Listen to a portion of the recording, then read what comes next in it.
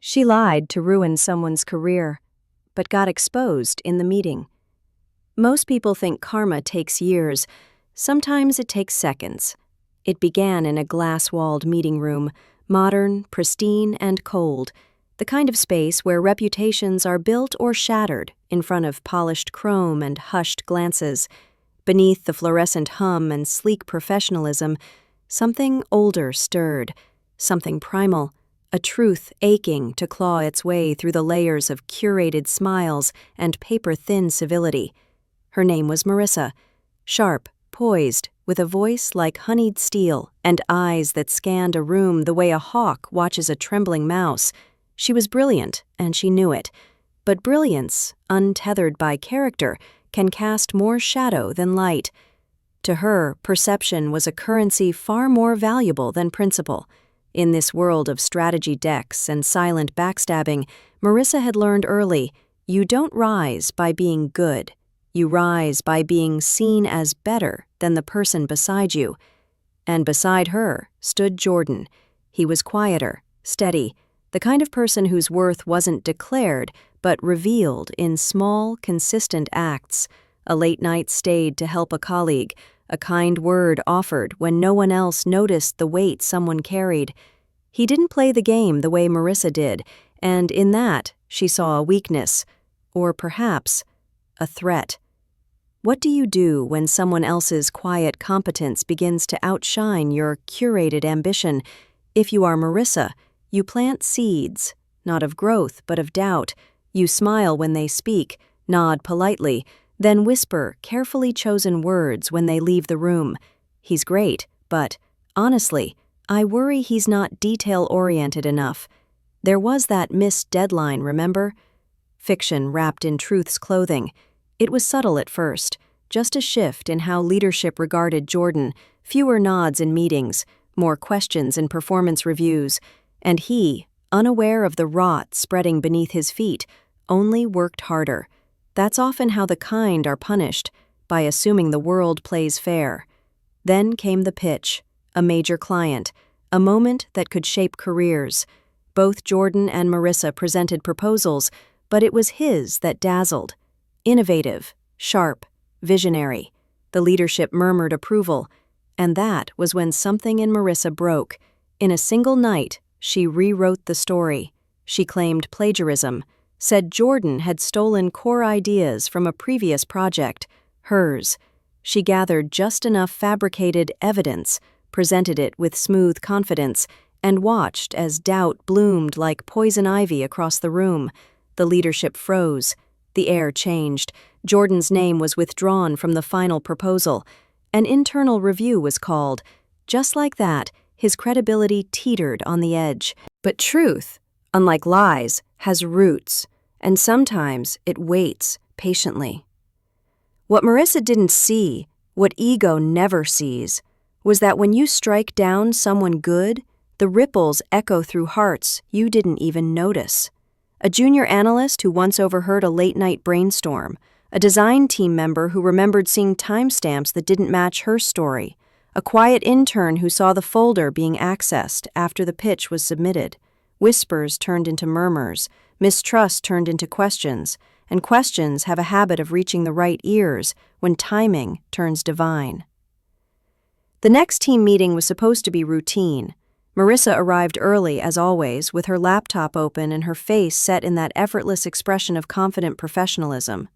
Jordan sat quietly, a man holding himself together by threads, the kind that only those who have faced quiet betrayal know how to wear.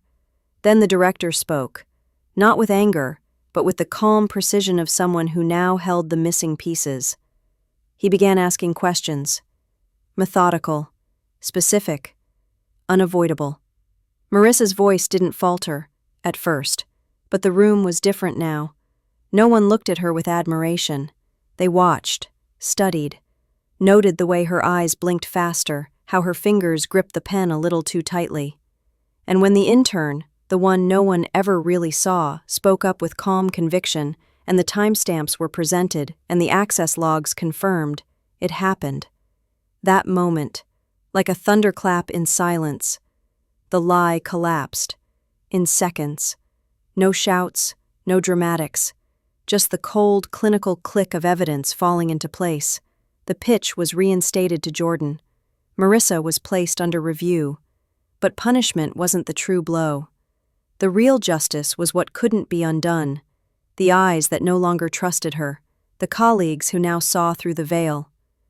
Respect once held is a fragile thing. Once broken, it rarely returns. And for Marissa, who had built her kingdom on image, that was the cruelest cut of all. She didn't cry. Not in the meeting, not afterward in the hallway with eyes grazing her like whispers of judgment. Not even when she sat alone in her car, engine running but going nowhere. Marissa had crafted herself into someone untouchable, a woman made of armor and ice. But there's something poetic, almost tragic, about someone who builds their identity on perception. Because when that perception fractures, there is nothing underneath to hold the self together. What happens when a person who manipulated trust loses it all in one instant? You might expect rage, denial, or regret, but sometimes it's just silence. A deafening stillness where the echoes of your choices come home to roost. She stared at her reflection in the rearview mirror that evening, not fixing her hair, not adjusting her lipstick, just staring. At a face she no longer fully recognized. Across town, Jordan walked home slower than usual. The vindication didn't feel like triumph. There were no fists pumped in the air, no celebration, just a quiet, aching kind of relief. Because when your name has been dragged through the mud, when your integrity has been doubted in rooms you respected, the restoration of truth feels less like a win and more like catching your breath after nearly drowning. But still, people saw him differently now. Some looked at him with admiration, others with guilt. A few avoided his eyes altogether. And beneath their glances was a collective reckoning. They had been so quick to believe her. Why? Because she spoke with certainty? Because she knew how to wield power in a way that made people hesitate before asking questions? This is the psychology of deception. We are wired to be drawn to confidence, to take charisma at face value, and when someone tells a story, dripping with conviction and calculated sincerity, it's easier to nod than to question. But truth doesn't always wear a suit. Sometimes it's quiet, sometimes it's tired, sometimes it's the person who doesn't have the energy to defend themselves against something they never thought they'd be accused of. That's what made Marissa's lie so insidious, not just that it was false, but that it exploited our trust in appearances. At work, the shift came swiftly. Her review turned into suspension. Projects were reassigned. Meetings were led without her. Her name, once said with admiration, now surfaced in hushed conversations with raised eyebrows and knowing glances. She had become the cautionary tale, the name people used to remind each other of the cost of unchecked ambition. Yet, as always, actions ripple further than we see. Because the incident didn't just affect Marissa and Jordan, it awakened something in the entire office. People began speaking differently, more carefully, more honestly. Trust, once shattered, demands rebuilding, and sometimes the only way to begin is through collective introspection. Who had stayed silent when they suspected something was off? Who had nodded along to rumors instead of verifying them? Who had placed charisma over character, polish over principle? And you, watching this now, have you ever watched someone fall, not because they were wrong, but because someone more persuasive decided they didn't belong in the spotlight? This is the theater of human power, fragile egos, silent rivalries, and the invisible threads of influence. But karma, as ancient as time itself, doesn't always wait for years. Sometimes it walks into a boardroom, armed not with revenge, but with revelation. For Marissa, the world became smaller, connections vanished, calls went unanswered, doors closed. And what remained was the thing she'd avoided facing her entire life. Herself. No titles, no allies, no curated version of reality, just the truth. But the story doesn't end in her downfall. That's not how karma works. Its goal is not destruction, it's correction, course adjustment. And in the empty space left behind, there is always the faint possibility of redemption. If, and only if, the person chooses to see it. Because a lie once told leaves a stain on the soul, and to cleanse it requires more than apologies. It demands accountability, reflection, change. And sometimes that begins not in a meeting, not in a courtroom, but in a moment of quiet when you realize you've become the villain in your own story.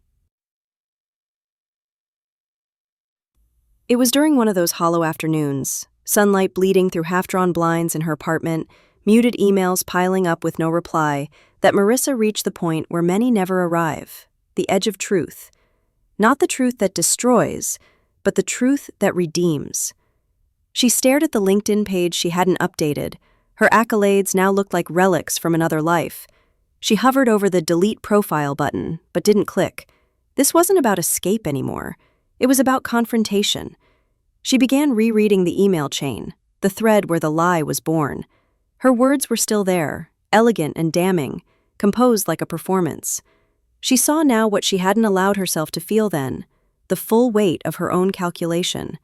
What is a lie really, if not a betrayal of the self first? It wasn't just Jordan she had harmed. It was the part of herself that once had dreams rooted in something purer, something unsullied by comparison, by the need to conquer rather than contribute. That part had withered over time, buried under layers of ambition and silent insecurity. You see, arrogance doesn't always look like loud bragging. Sometimes it hides beneath overachievement. It speaks in the language of, "I deserve this more," and "they didn't earn it like I did." It's the slow corrosion of empathy, replaced by the belief that the world owes you something. And for Marissa, the truth was now undeniable. She had lied not to destroy Jordan, but to preserve a version of herself that couldn't handle being second best. But life doesn't leave us stranded forever.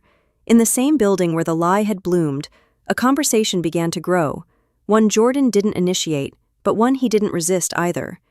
People asked him how he was doing, sincerely, apologetically.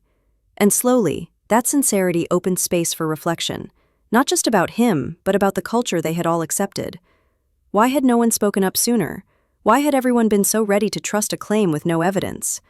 The truth is, we often find safety in silence, but justice is born from discomfort. It takes courage to say, "This doesn't feel right," when everyone else seems convinced. And the office, like many places, had been a mirror to a greater human flaw, the desire to belong even at the cost of another. Jordan, however, never lashed out. He didn't weaponize his vindication. He showed up. He worked. And in that, he taught them all something far more powerful than revenge. Dignity is not weakness. It is resistance. Weeks passed. Marissa's name faded from conversation, but never quite disappeared. She returned one day, not to reclaim her throne, but to face what remained. The HR report was concluded. Her actions had cost her title, status, and any chance of returning to leadership. But she wasn't escorted out. She was allowed to stay, in a new role, far removed from her former influence. It was a quiet punishment, and a chance. Most would have left, ashamed. But she stayed. She listened. She apologized, not in a mass email or a performative town hall, but to individuals, one by one, especially to Jordan. He didn't say much in response, just nodded, eyes steady, no resentment in them. Only a strange, heavy kindness, the kind that says, "I won't forget, but I'll let you change." That moment, more than any meeting, more than any exposure, was where the real karma completed its circle. Because instant karma isn't about divine thunder striking down the wicked. It's about the soul being forced to look in the mirror when the mask has shattered. It's about the quiet death of illusion and the agonizing birth of self-awareness. Marissa began to rebuild, not her career, that would take years, if it ever returned, but her character. She asked questions she had spent a decade avoiding. Why did I need to win so badly? What part of me feared being ordinary? Why was his success a threat instead of an inspiration? They were not easy questions, but they were real. And that, perhaps, is where karma truly lives. Not just in consequence, but in clarity. One by one, she began to earn back slivers of trust. Not because she demanded it, but because she learned how to deserve it. She stopped trying to be the loudest in the room. She became the one who lifted others' ideas, who listened, Who gave credit?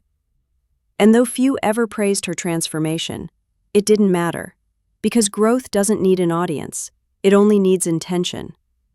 There came a day, months later, when the office gathered again in that same glass-walled room. New projects, new hires, fresh energy humming beneath the surface. Time had passed, and with it, the sharpness of memory had dulled, but not disappeared. Scars remained, they always do. Not as open wounds, but as quiet reminders of what the truth costs when it's ignored, and what it saves when it's finally honored.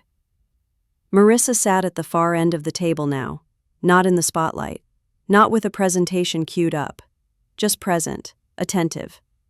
There was humility in her posture, not the performative kind, but the real, hard-earned sort that only arises after the collapse of ego. She no longer tried to impress. She tried to contribute. And Jordan? He led the meeting. Confident, measured, steady, but never smug. He spoke with clarity, not dominance. He asked questions that invited thought, not obedience. His leadership wasn't about command. It was about care. And that was what made it impossible to ignore. He had earned every ounce of his place, not by overpowering others, but by enduring them. At one point, he turned slightly, referencing a suggestion Marissa had quietly contributed days earlier. He acknowledged her insight, incorporated it seamlessly into the strategy, and moved on. No tension, no trace of history. It was a small moment, but in it lived something sacred. Forgiveness is not forgetting. It's choosing not to let the worst of someone define your response to the best they can become. What do you do when you've wronged someone so deeply and they offer you not revenge, but space to grow? If you're wise, you honor it like a gift too rare to waste. Because life gives us few moments of clarity where we see who we truly are. Fewer still where we're invited to become someone better. For Marissa, the journey wasn't glamorous anymore. She didn't have the attention she once craved. But for the first time in years, she felt grounded. No longer floating on the fragile raft of image, but walking, slowly, humbly, on the solid ground of truth. And for everyone who had watched the rise and fall unfold, something deeper settled in their collective conscience. It was no longer just a story about a lie or a fall from grace.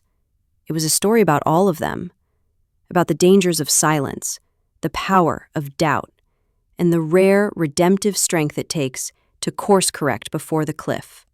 Sometimes justice doesn't look like punishment. Sometimes it looks like a person learning to live with the consequences of who they were and choosing every day to become someone else. You, watching this, maybe you've seen it before, that subtle sabotage, that whisper of envy dressed as concern.